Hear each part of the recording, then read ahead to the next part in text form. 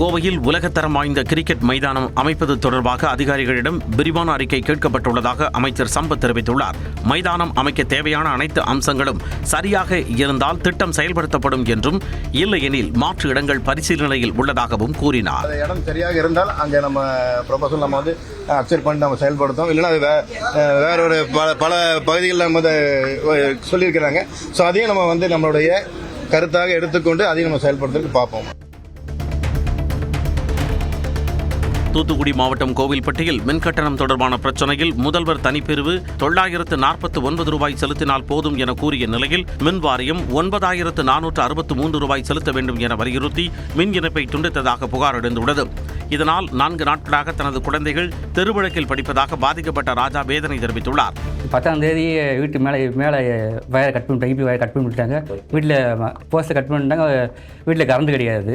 ஆனால் 4 மாதங்களுக்கான கட்டணம் என்பதால் முழு தொகையையும் முறையாக கணக்கிடப்பட்டதாக மின்வாரிய அதிகாரிகள் விளக்கமளித்துள்ளனர். குடியரசு துணைத் தலைவர் சிபி ராதாகிருஷ்ணன் ஆகஸ்ட் 17ஆம் தேதி தஞ்சாவூர் திருமலை சமுத்திரத்தில் உள்ள தனியார் நிகர்நிலை பல்கலைக்கழக நிகழ்ச்சியில் பங்கேற்க உள்ளார். இதையொட்டி தஞ்சாவூர் விமானப்படை தளம், சாஸ்திரா பல்கலைக்கழகம், புதுக்குடி மற்றும் சுற்றுவட்டார பகுதிகளில் காலை 6 மணி முதல் மாலை 6 மணி வரை ட்ரோன் பறக்க தடை விதித்து மாவட்ட ஆட்சியர் ரேவதி உத்தரவிட்டுள்ளார். தடையை மீறுவோர் மீது கடும் நடவடிக்கை எடுக்கப்படும் எனவும் எச்சரித்துள்ளார். மயிலாடுதுறை மாவட்டம் சீர்காழி சட்டைநாதர் கோவிலில் ஆடிப்பூர மகோற்சவத்தின் 9ஆம் நாள் தேரோட்டம் விமர்சையாக நடைபெற்றது. அலங்கரிக்கப்பட்ட தேரில் அம்பாள், விநாயகர் எழுந்தருட திரளான பக்தர்கள் நமச்சிவாய கோஷமிட்டு வடம் பிடித்து தேரை இழுத்தனர். 4 வீதிகள் வழியாக வலம் வந்த தேர் பின்னர் நிலையை அடைந்தது. வழிநெடுகிலும் பக்தர்கள் ஆரத்தி எடுத்தும் அர்ச்சனை செய்தும் வழிபட்டனர்.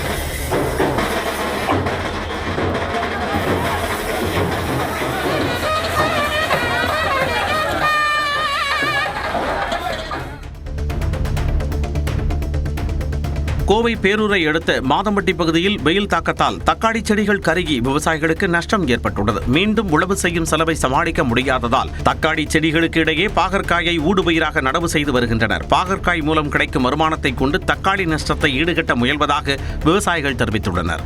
அரசு உதவி வழங்கவும் கோரிக்கை விடுத்துள்ளனர். சிவகங்கை மாவட்டம் திருப்பத்தூர் மற்றும் சுற்றுவட்டார பகுதிகளில் 1 மணி நேரத்திற்கு மேலாக கனமழை கொட்டித் தீர்த்தது. பல மாதங்களாக நீடித்த வெயிலுக்கு மத்தியில் பெய்த மழையால் வெப்பம் தணிந்து குளிர்ச்சியான சூழல் நிலவியது. சாலைகளில் மழைநீர் தேங்கியதால் போக்குவரத்து பாதிக்கப்பட்டாலும் பொதுமக்கள் மகிழ்ச்சி அடைந்தனர்.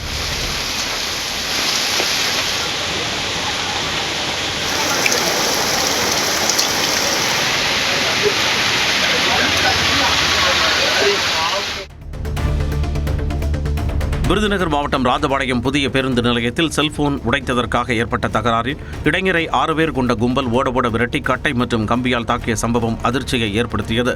இந்த காட்சிகள் சமூக வலைதளங்களில் பரவிய நிலையில் புகார் கிடைத்தால் வழக்கு பதிவு செய்து விசாரிப்பதாக போலீசார் தெரிவித்துள்ளனர்.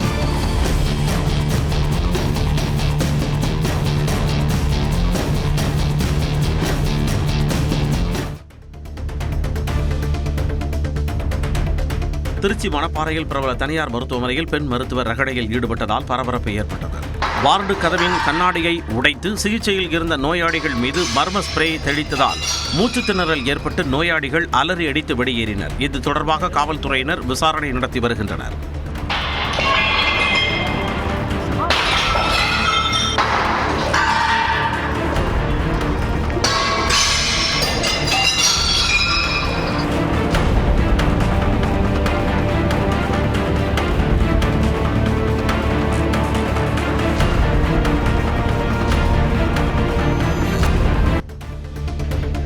தமிழகத்திற்கு காவேரியில் உரிய நீர் திறக்காத கர்நாடக அரசை கண்டித்து மயிலாடுதுறையில் ரயில் மறியலில் ஈடுபட முயன்ற விவசாயிகளை காவல்துறையினர் கைது செய்தனர். முன்னதாக ரயில் மறியல் செய்ய விடாமல் தடுத்த காவல்துறையினரை பார்த்து தரக்குறைவாக பேசிய காவேரி தனபாலுடன் ஆய்வாளர் சிவசெந்தில்குமார் கேள்வி மேல் கேள்வி கேட்டு வறுத்தெடுத்தார்.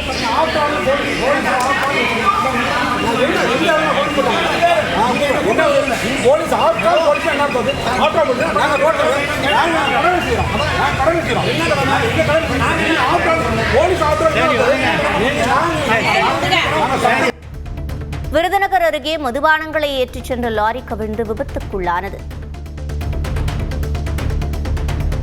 விருதுநகர் அருகே டாஸ்மாக் மதுபான பாட்டில்களை ஏற்றிச் சென்ற லாரி தலைக்குப்புற கவிழ்ந்து விபத்திற்குள்ளானதில் மதுபாட்டில்கள் உடைந்து சேதமடைந்தன. சென்னையிலிருந்து 72,000 மதுபாட்டில்களுடன் சரக்கு லாரி ஒன்று நெல்லை நோக்கி சென்றது. இந்நிலையில் லாரி விருதுநகர் அடுத்த கள்ளிக்குடி அருகே சென்றபோது சாலையின் குறுக்கே ஆடு வந்ததாக கூறப்படுகிறது. ஆடு மீது மோதாமல் இருக்க ஓட்டுநர் பிரேக் பிடித்ததால் கட்டுப்பாட்டை இழந்த லாரி தலைக்குப்புற கவிழ்ந்து விபத்திற்குள்ளானது. இந்த விபத்தில் லாரியில் இருந்த 1650 பெட்டிகளும் சரிந்து விழுந்ததில் மதுபாட்டில்கள் உடைந்து மதுபானம் வீணானது. நீலகிரி மாவட்டம் குன்னூர் அருகே உபதலை கிராமத்தில் மரத்தில் ஏறி தஞ்சமடைந்த கரடியால் பரபரப்பு நிலவியது. நேற்றிரவு அங்குள்ள மரத்தின் மீது வித்தியாசமான சத்தத்தை கேட்ட ஒரு மக்கள் டார்ச் லைட் அடித்து பார்த்தபொழுது மரத்தின் உச்சியில் கரடி அமர்ந்திருந்ததை கண்டு அதிர்ச்சி அடைந்தனர். டார்ச் லைட் வெளிச்சம் பட்டபொழுதும் எந்தவித பதற்றமும் இல்லாமல் கரடி ஒரே இடத்தில் அமர்ந்து கொண்டிருந்தது. ஆள் நடமாட்டம் இல்லாமல் இருக்கும் பொழுது இரவு நேரத்தில் கரடி ஊருக்குள் பலம் வரும் என்பதால் உடனடியாக வனத்துறையினர் அதனை கூண்டு வைத்து பிடிக்க வேண்டும் என கிராம மக்கள் கோரிக்கை விடுத்துள்ளனர்.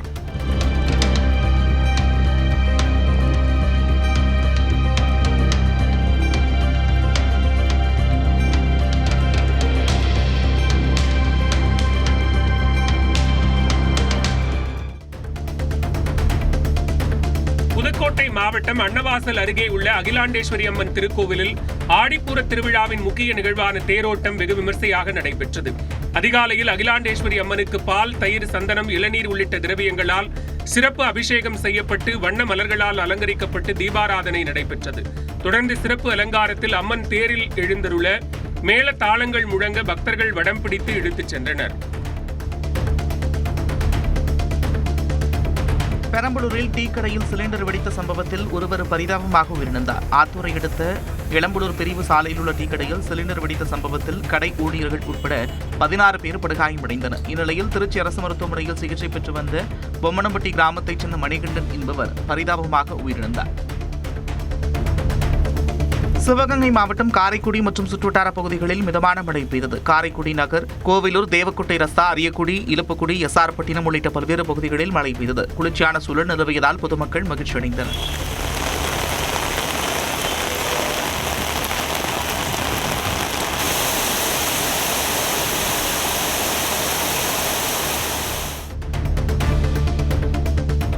மதுரை மாவட்டம் தல்லாக்குளம் அவுட்போஸ்ட் பேருந்து நிறுத்தம் அருகே கரும்புச்சாறு இயந்திரத்தில் வியாபாரியின் சட்டை சிக்கிய நிலையில் அவரை கல்லூரி மாணவர்கள் நொடிப்பொழுதில் விட்டனர். மோட்டார் மூலம் இயங்கும் இயந்திரத்தில் சாறு பிழிந்து கொண்டிருந்தபோது எதிர்பாராத விதமாக தொழிலாளியின் சட்டை இயந்திரத்துக்குள் சிக்கியது. இதனை கண்ட காமராஜர் பல்கலைக்கழக கல்லூரி மாணவர்கள் துரிதமாக செயல்பட்டு இயந்திரத்தை நிறுத்தியதோடு சட்டையை கிழித்தெறிந்து தொழிலாளியை காப்பாற்றினர்.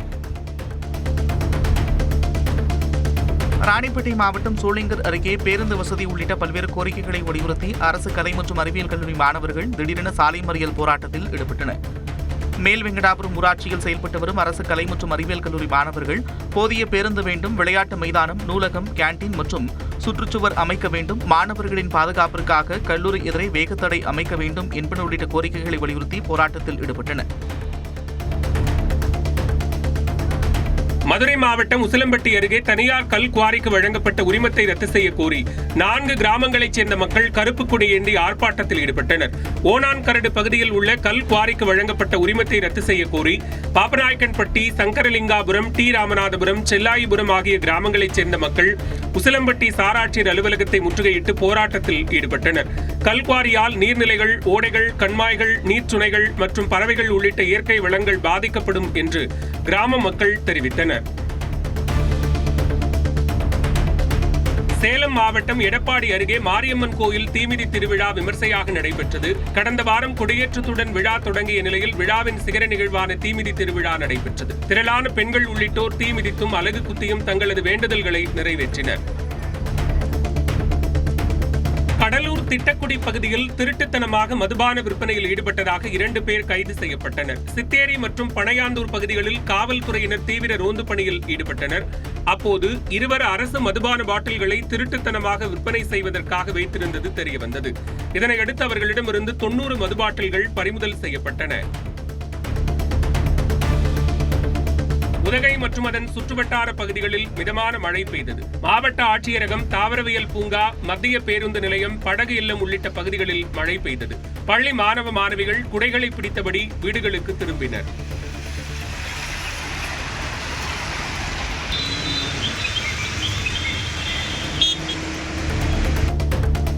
சென்னை காசிமேட்டிலிருந்து ஆழ்கடலுக்கு மீன்பிடிக்கச் சென்றபோது மாயமான மீனவரின் குடும்பத்தினரை நிதியமைச்சர் மரிய வில்சன் நேரில் சந்தித்து ஆறுதல் கூறினார். 32 வயதான பிரபாகரன் கடந்த ஒரு வாரத்திற்கு முன்பு மீன்பிடிக்கச் சென்றபோது உடல்நலக்குறைவு ஏற்பட்டதால் கரைக்கு திரும்பிக் கொண்டிருந்த மற்றொரு விசைப்படகில் அனுப்பி வைக்கப்பட்டார். ஆனால் அந்த விசைப்படகில் இருந்து பிரபாகரன் மாயமான நிலையில் மீன்வளத்துறை அதிகாரிகள் தேடி வருகின்றனர். இந்நிலையில் பிரபாகரனின் குடும்பத்தினரை சந்தித்த அமைச்சர் மரிய வில்சன் 1 லட்சம் ரூபாய் நிதி உதவி வழங்கினார்.